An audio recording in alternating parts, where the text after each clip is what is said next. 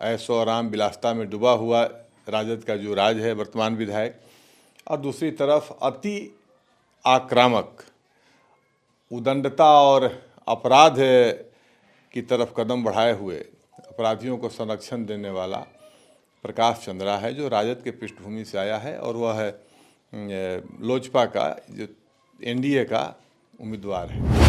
और इन दोनों के बीच में जब मैं उम्मीदवार हूं तो स्वाभाविक रूप से समाज के सभी वर्ग के लोगों का सहयोग मिल रहा है। कोई भी ओबरा में एक बार 90 से 95 यहाँ के वरिष्ठ नेता रामविलास सिंह के बेटे के अपराधियों को संरक्षण देने के और यहाँ के को अशांत करने के खिलाफ यहाँ के लोगों ने निर्णय लिया था और माले को जिताया था। देखिए, यादव और किसी का भूमिहार का विषय नहीं है।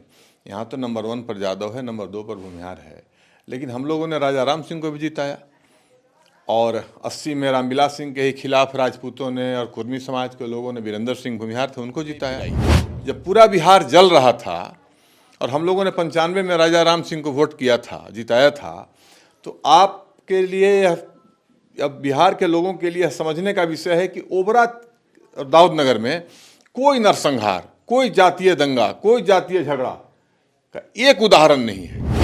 एक तरफ बीजेपी नीतीश कुमार के नेतृत्व में, दूसरी तरफ राजद के नेतृत्व में कांग्रेस, यही दो व्यवस्था है ना। इन दोनों व्यवस्था से बिहार का भला नहीं हुआ है। तो बदलिए, बिहार को बदलना है तो सत्ता को बदलिए, 5 साल तक दे करके देखिए एक बार मौका, उसके बाद फिर अगर नहीं सही करेंगे फिर हमको बदल दीजिएगा। तो एक इन लोगों को अपील किया है अभी से कि आखिर लगातार एक ही आदमी को कितना दिन देखा जाए। अब नीतीश जी पर भरोसा, उनके आचरण, उनका व्यवहार, उनका जो अभी का जो बदला हुआ 4-5 साल से जो स्वभाव है, उनकी गतिविधि एक्टिविटी है, अब बिहार के लोग सब समझने के बाद भी इस बात को तो समझ ही रहे हैं कि नीतीश जी अब चल नहीं पाएंगे। Glowcop, glow that feels light, stay bright. नमस्कार, आप न्यूज फॉर नेशन देख रहे हैं। मैं हूं आपके साथ वंदना। अभी हम हैं ओबरा विधानसभा क्षेत्र में। सुबह से न्यूज फॉर नेशन की टीम बिहार के 122 जहां विधानसभा के चुनाव हो रहे हैं वहां पूरी कवरेज कर रही है।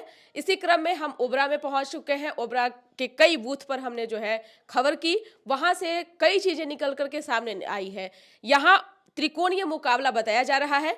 एक और जहां महागठबंधन है, एनडीए है, तो वहीं जनसुराज मैदान में उतर करके मुकाबला को और भी दिलचस्प बना दिया है। हमारे साथ जनसुराज के ही प्रत्याशी हैं सुधीर कुमार। क्या इस बार माहौल लग रहा है ओबरा में?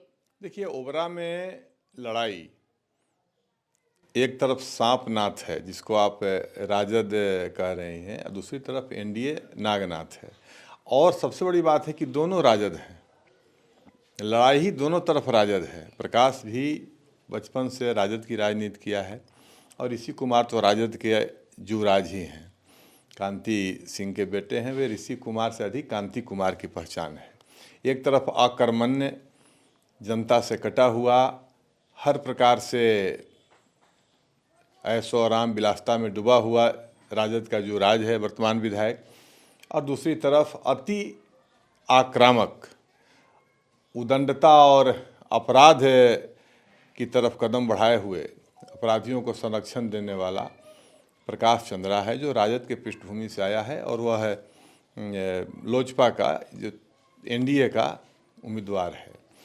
तो यहाँ एक तरफ एंटी इनकम्बेंसी अगर वर्तमान विधायक के खिलाफ है, उसकी अकर्मण्यता से, जनता से कटे हुए रहने के कारण, विकासहीनता के कारण अगर एंटी इनकम्बेंसी है, तो बिहार में ऐसा पहला क्षेत्र होगा जहां विरोधी के खिलाफ एनडीए का उम्मीदवार कुछ है नहीं, केवल उसके पास हमारे लोगों ने वोट देके 40,000 वोट दे दिया था पिछली बार, उसके खिलाफ भी घोर एंटी इनकम्बेंसी है।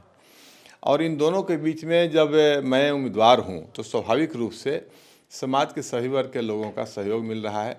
कोई भी ओबरा में एक बार 90 से 95 यहाँ के वरिष्ठ नेता रामविलास सिंह के बेटे के अपराधियों को संरक्षण देने के और यहाँ के को अशांत करने के खिलाफ यहाँ के लोगों ने निर्णय लिया था और माले को जिताया था। समाज के सही वर्ग के लोग उस विषय पर एकजुट थे। आज फिर ओबरा में वैसी ही परिस्थिति है।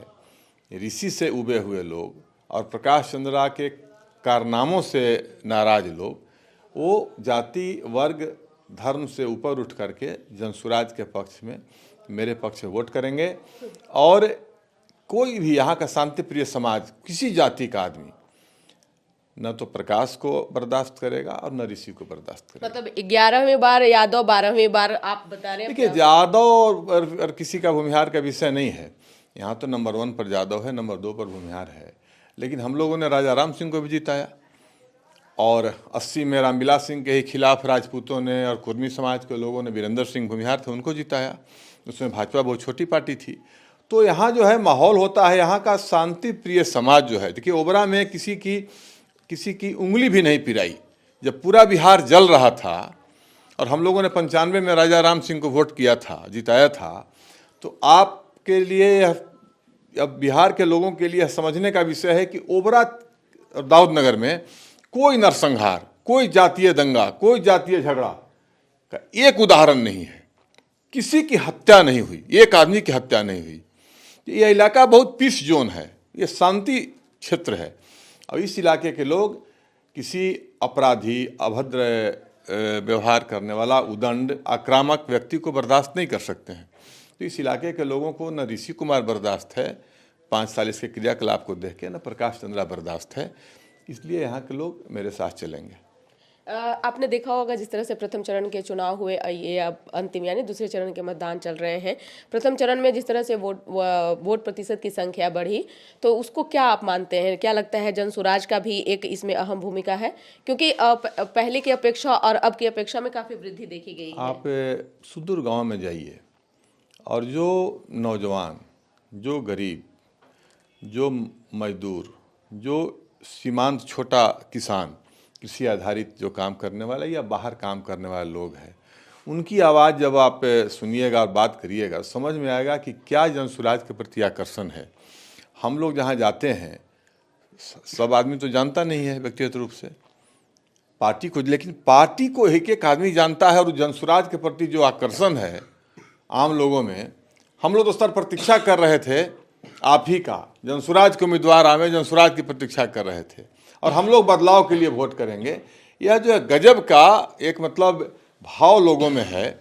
और निश्चित रूप से समाज के वैसा तबका जिसको कि कभी लालू जी ने जिन कहा, कभी नीतीश जी ने उसको अपने तरफ लुभाया।